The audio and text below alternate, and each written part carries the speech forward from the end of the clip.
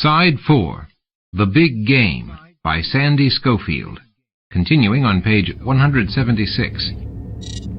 "Hail him," Sisko said. "I'm trying, sir," Kira replied. "He's not acknowledging our hail." "He wants to believe that we're attacking him," O'Brien said. "Too bad we aren't," Kira said.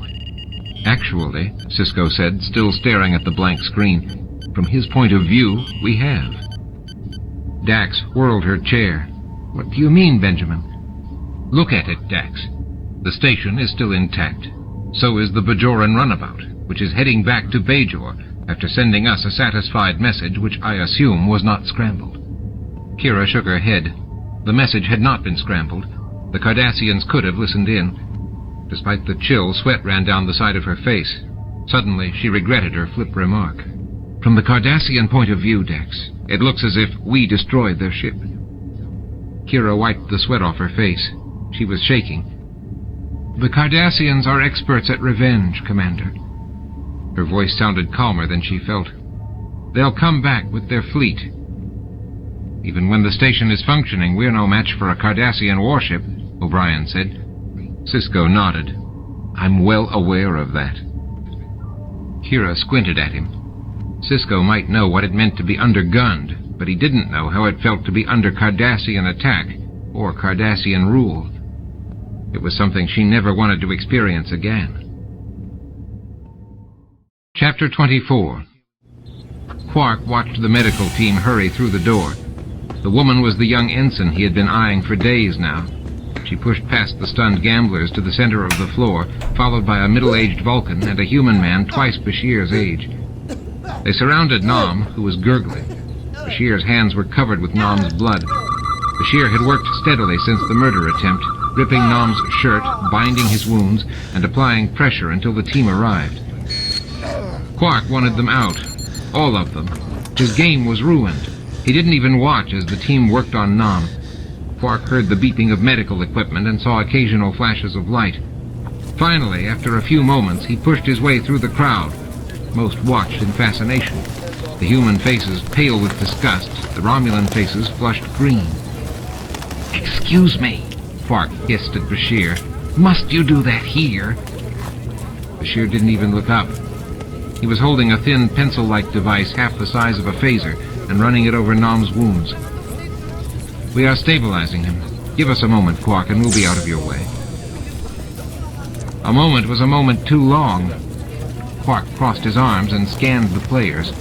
Rasmussen was picking up the discarded hands and looking at them. Sarlacc stood before his chair so that he could watch Bashir work. Etana, the delicate woman who worked as a military operative for the Katarans, counted the chips at her table. From a distance, Hera the Bajoran watched her. Quark did too, but she took no chips. Finally, the medical team slid the gurney under Nom and lifted it. The crowd parted so that the team could carry him out of the room with Bashir hovering by his side. Quark suppressed a sigh as he watched them go. He needed to get the players' minds off this tragedy. He pulled over the nearest chair and climbed on it. "I think now is an appropriate time for our first break," he said in the cheeriest voice he could muster. "Everyone, please hand your cards to the dealer. Take the cloth the dealer gives you and place it over your chips." "But it was my first good hand," the Grabanster trilled. "Yeah, I was ready to clean up," Davidovich said. Quark put up his hands. "Do you think this hand would play the same now that everyone has had a chance to peek at everyone else's cards? We need a break. My brother will make sure you have all the food and drink you need. And remember, we will start again in 30 minutes, whether everyone has returned to his place or not." He got off the chair and found himself face to face with Rom. "What are you waiting for?" Quark asked. "Get them food." Rom glanced in the direction they had taken Nom. "But later, go!" Quark pushed Rom to the door. Rom never thought things through. He would have discussed the whole problem in front of all the players. That was all Quark needed, another setback. The players moved to the buffet table near the door. Most of the food had been picked through, but there was enough that people found things to eat while they waited for Rom. Quark glanced at the tables. He had chips to deal with. Bashirs had to be set aside in case the doctor came back. Noms went into Quark's personal collection. Then he would have to decide what to do with Klar, L'Thwan's chips. Quark pulled out a portable tabulator and sat in Nom's chair. The piles of chips were low. Next time he hired ringers, he would make sure they were good players. Nom hadn't been able to stay ahead, with the system flashing on and off so much. "This is quite an exciting game," said a low, modulated voice behind Quark. Quark glanced up. Garak, the Cardassian, stood there. "I don't need to hear about it," Quark said. "Did you think I was going to chastise you for not settling the cheating incident better?" Garak smiled. Quark hated that smile. It looked fake. "I believe it was an interspecies difficulty. Ferengi have a different concept of honor." "We have honor," Quark said. "I didn't deny that," Garak said. "It's just your concept of honor is different from other species. I don't believe a Ferengi would ever get killing angry about someone cheating him. When Grand Nagus Zend lost his staff to a cheating Romulan spy..."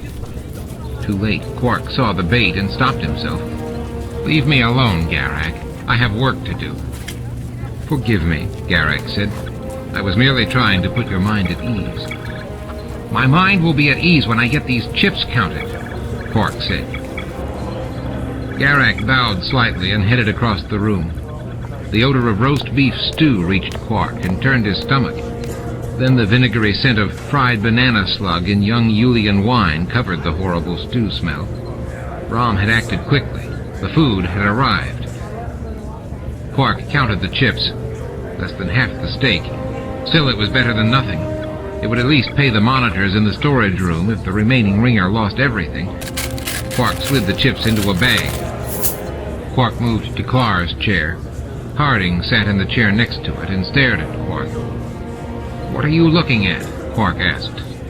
"I was just wondering," Harding said, forming his words around his cheap, unlit Ferengi cigar, "if we will get some of our entry fee back. This is not the quiet, professional game that you promised." "I never promised a quiet game," Quark said. He counted the chips quickly. Klar had been ahead. A shame that such a good player would have to resort to violence when faced with cheating. Obviously, he had never heard the expression, "all's fair in business and poker." Not that it mattered. Klar wouldn't be able to use this money in prison. The extra here would offset Quark's losses nicely. Quark started to slide Klar's chips into the bag. Harding grabbed Quark's wrist. "Ferengi," Harding said coldly. "You promised us a high-stakes game. By retiring these chips, our potential winnings go down." "Worry about that if you make it to the last hand," Quark said. He had seen Harding play. Quark knew that the human wouldn't make it all the way. Quark got up and went to the first table where Odo had sat. At least he wouldn't lose any money here. The Sligaloid scuttled out of Quark's way. Quark looked at the table. Vator sat on the far side, only a handful of chips in front of her.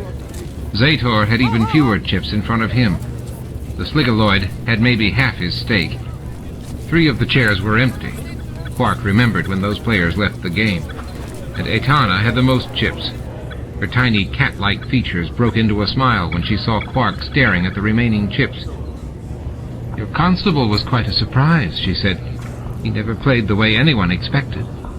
"I can believe that," Quark said. He sank into the chair. Odo had at least an extra 50 bars of gold-pressed latinum in chips on the table in front of his chair. That couldn't be right. The chips were just stacked wrong. They looked like more than they were. Quark counted. Odo had won. A lot. "It isn't possible," Quark murmured. "Quite possible," Etana said. His bluffing style was very unique and confusing. "No," Quark said, "you don't understand. He just learned how to play last night." Zator snorted. He said the same thing. But no one plays that well after one night's learning. Beginner's luck is a myth. Quark stared at the chips. Odo had done really well. It was too good to be true. From what the other players were saying, Odo was some sort of genius player. And he's working for me, Quark thought, smiling wildly. Maybe my luck is changing at last, if I can get him to stay in the game. What are you smiling about? Odo's voice came from behind him. Play it cool, Quark thought. Can't let him think I want him to keep playing. What are you doing back here? I thought you had a prisoner to contend with. Odo shrugged. Once he is in the brig, I have little else to do. Primin will make sure that the Sthwan is fed. One of my assistants is also watching over him. Don't you need to be there? I mean, you are such an expert. On what? Helping prisoners pass the time? Odo put his hands on the back of the chair. You wanted me in this game, Quark. I believe I should finish it. Quark's grip on the bag tightened. Can't blow it now, he thought. There's really no need, Constable. You have caught the murderer. You've done your job.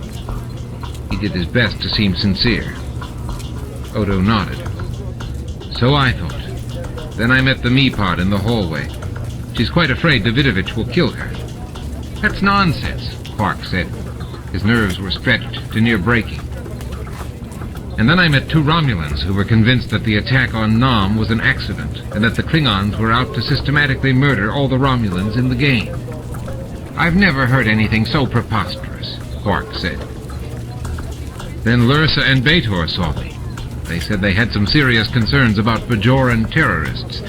Seems they are afraid that since the double cross they pulled on a Bajoran a while back... Enough, Quark said. He put his free hand over the ear closest to Odo. So I was thinking about all of those conversations, Odo said. Quark sighed carefully. Odo continued. And something you said came back to me. Something Dr. Bashir confirmed. Bashir? Quark wrapped the end of the bag around his hand. The chips felt heavy inside. We never agreed. But you did, Odo said. His half-finished face had a serious expression. You told me poker was a game for cheats and liars. Dr. Bashir said he would be surprised if there was only one murderer in the room. I thought that, since I can't help with the station emergency, that the least I can do is keep an eye on the degenerates that you've invited to play this big game. Quark shook his head. Really, Constable, there's no need. If there are any problems, you'll be right down the hall. Quark was ready to scream, and his hands were damp with sweat. Oh, let him play. Etana leaned forward so that she could take part in the conversation. He paid his entry fee, didn't he? I will feel much safer with him here. The others who had been listening all nodded. Odo glanced at Etana. Quark could swear that Odo's lips were almost turned up in a smile. She has a point, Quark, Odo said. My entry fee is paid. You can't take more chips out of the game, Harding yelled from his table. Quite frankly, Mr. Quark, Cynthia Jones said from the doorway, I won't play anymore if I'm going to be continually guarding my life. Mr. Odo will prevent anyone from taking action. Yeah, Quark muttered, like he did the last time. Odo frowned. Quark suppressed a smile. Odo had overheard. Very few people knew who he was the last time. Sarlacc the Vulcan pointed out. Now that players know a representative of the law is here, they will act accordingly. Seems damn logical to me, Harding said. It would. Etana smiled at him. But then the killer was a friend of yours, wasn't he? Harding harumphed and chomped on his cigar. You will stay, won't you, Mr. Odo? Cynthia Jones asked. Her gown clung to her body. Quark wished the game was over and he had her alone. Well, Quark, Odo said, it seems I will plague you for the rest of the so-called tournament. Quark muttered a Ferengi oath under his breath, but loud enough for Odo to hear him. Inside, he was cheering and counting his winnings. And he would win more than money. He would have used his arch-enemy to turn a hefty profit. Odo would never be able to face him again. Chapter 25. Sisko scratched his cheek. The stubble itched. His fingers were cold. The chill in Ops had seeped into his bones. He glanced around Ops. O'Brien was frowning at his engineering console as if he were trying to avoid the empty main viewing screen. Carter was pale. Dax was still staring at Sisko, her beautiful blue eyes wide with shock. Kira had taken a step backwards. On her face, Sisko could see the memories of years of Cardassian oppression. Her remark about attacking the Cardassians had been unprofessional, but understandable. For decades, they had been her enemy. If Sisko didn't act quickly, they would be again. He took a deep breath. Kira, hail Gul Dunar, and continue until you reach him. Yes, sir, she said. Her seriousness had returned. Having trouble with the tractor beam on the remains of the Cardassian ship, O'Brien said. None of the pieces are heading this way, Dax said. Doesn't matter, Sisko said. We don't want that debris in space during this turmoil. Keep trying, Dax. Sisko glanced at the empty viewing screen himself. Its almond shape spoke of its Cardassian origins as clearly as the rest of the station. If the crew at Deep Space Nine had to battle the Cardassian fleet, the crew would have more than one disadvantage. O'Brien, I want to dig up more about this Romulan technology.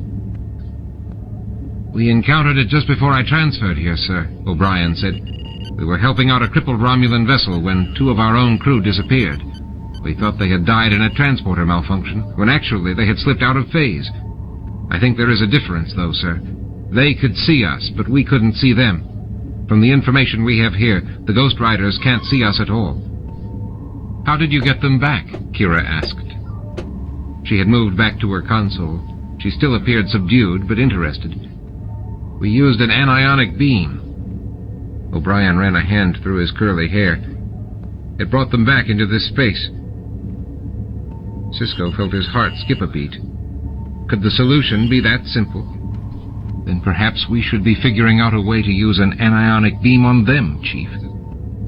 I worry about that, Benjamin, Dax said.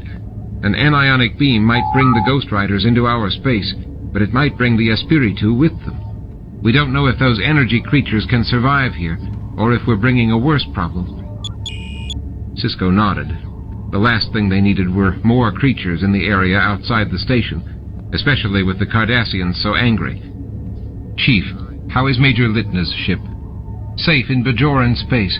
It should land on Bajor soon, Carter said. If the Cardassians return, so will she, Kira said. Sisko leaned on the operations table. The relief he felt that Captain Litna was out of the way, at least for the moment, was stronger than he expected. He already had to deal with too many factors. Having one go away, at least for the moment, made him feel as if he had lost 10 pounds. It seems to me, Benjamin, Dax said, that our problem with the Riders is one of communication. He glanced at her.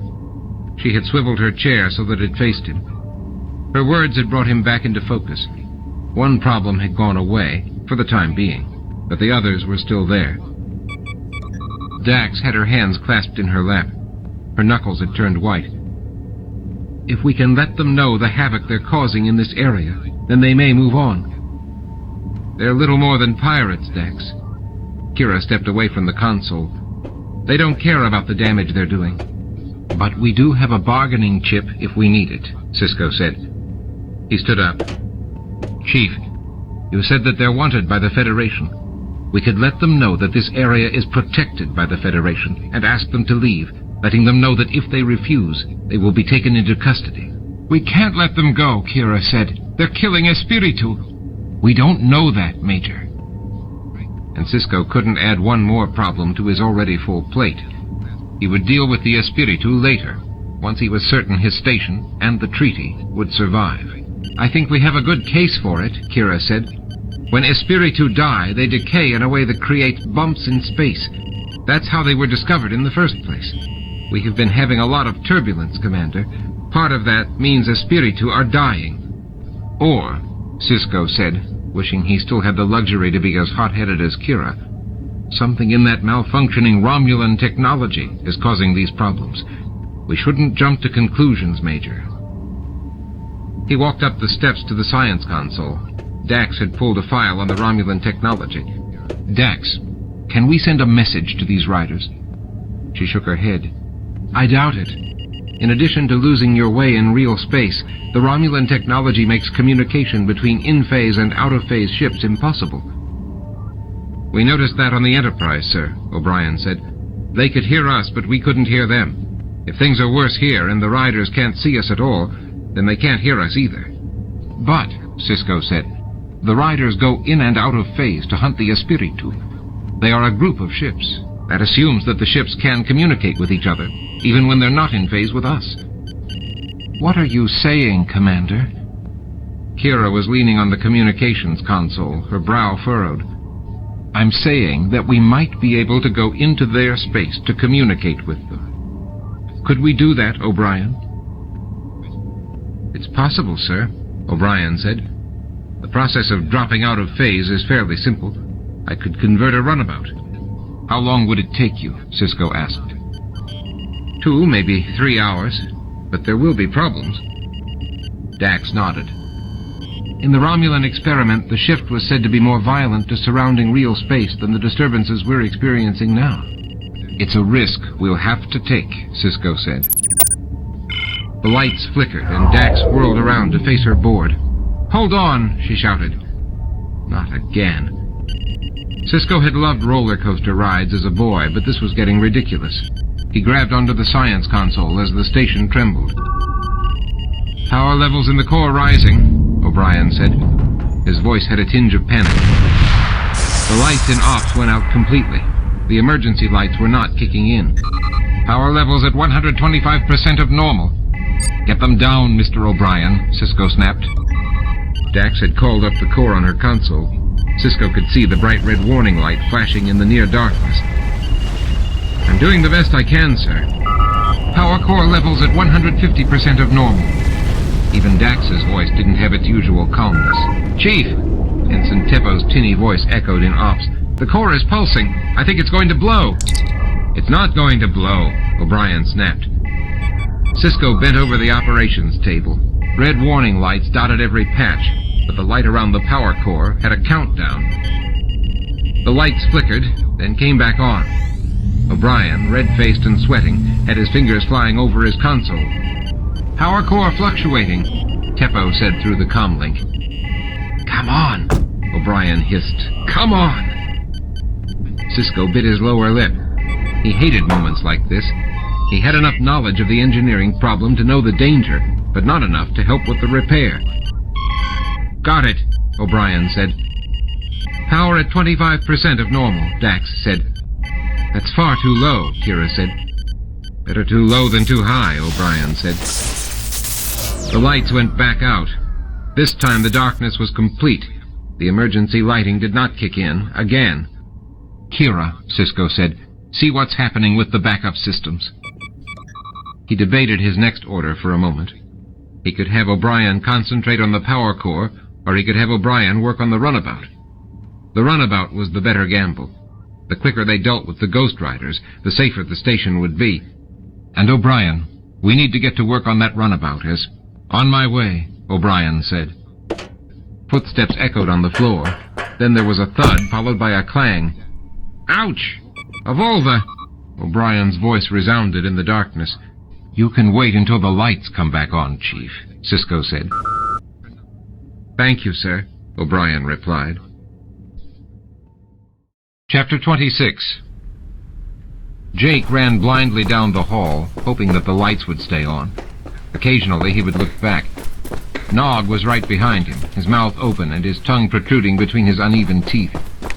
Jake ran until the stitch in his side grew so bad that he nearly doubled over from lack of oxygen. He put his hand on a closed door. Somehow they had ended up in the living quarters for visitors, and fought to catch his breath. Nog crashed into him, and they sprawled on the carpeted floor.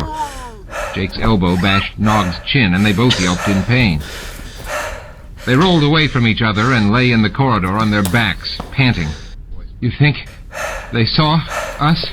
Jake asked. Each word was an effort. He had never been so short of breath. He couldn't remember ever running this hard, this fast, or this far, not even when he worked out with his dad. Even if they did... Nog paused for a long time until his breathing slowed. He sat up, resting on his elbow, and massaged his chin with his other hand. Even if they did, he said again, this time sounding more like himself, they wouldn't dare tell anyone. They're cheating. Only my Uncle Quark would know, and they can't tell him during the game. What about later? Jake asked. He was finally catching his breath also. Later won't matter, especially if my uncle wins. He grinned. They're probably moving everything right now. Why? Jake sat up. He was a little dizzy. They had run far. He didn't recognize this corridor. Because they're probably afraid we'd tell somebody and that person would check. Nog pulled the sensor from his pocket and activated it. Maybe we should tell somebody, Jake said. Would you look at this? Nog said, thrusting the sensor in front of Jake. The secondary signal is still working. Jake looked at the red trail flashing on the screen. He didn't want to think about cheating and sensors anymore. This last time had been too close. So? It's close to here. Nog got up. Come on. Nog, Jake said warningly, but Nog didn't stop. With a sigh, Jake got to his feet. It was time to stop all this nonsense. Time to tell his dad. Nog had disappeared down the corridor. Jake hurried to catch up. He would grab Nog, take the sensor, and they would both talk to Jake's dad. His dad would know what to do. The corridor turned toward a turbo lift. Nog had already gone past the lift. He stared at the sensor as he walked, and then stopped in front of a door that looked like all the others in the living quarters. The sensor's beep sounded loud in the empty hallway. The signals are coming from here, Nog said. Jake sprinted the rest of the way. When he caught up to Nog, he grabbed the sensor and shut it off. Nog, you can hear that everywhere.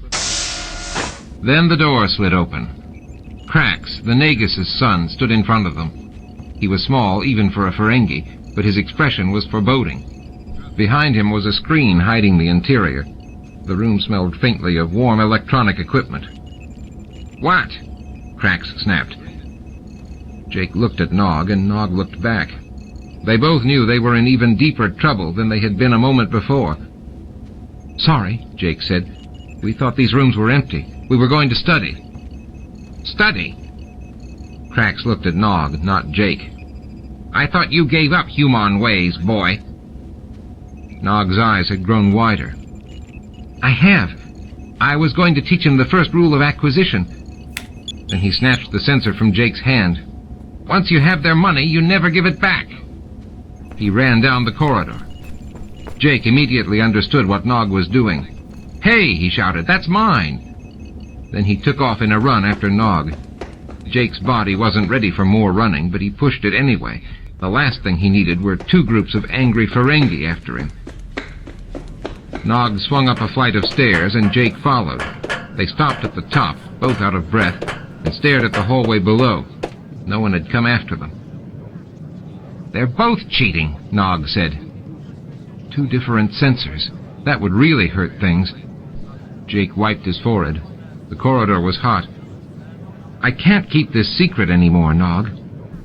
Nog stuck the device in his pocket. What do you mean? Jake bit his lower lip. He hoped he wouldn't lose his friend over this. I've got to tell my dad what's going on. He needs to know about all this weird equipment. For all I know, it might be what's causing all the blackouts. Nog leaned his head back. He didn't look angry. You really think we should tell? Jake nodded. He liked the fact that Nog had used the word we. Jake stood up. I really do, he said. I think my dad is back in ops by now. I'm going there. You want to come? Nog shook his head. It's better if I stay away. Jake sighed. He wished Nog was beside him, but that didn't really matter as long as Nog wasn't angry at him. Okay. See you later. He walked down the hall, feeling Nog's gaze on him. He had reached the turbolift when he heard Nog call him. Hey, Jake! Jake stopped and turned. Nog was standing beside the stairs. What? You think maybe I should tell my dad, too? I think he probably knows, Jake said. Not about the Nagus.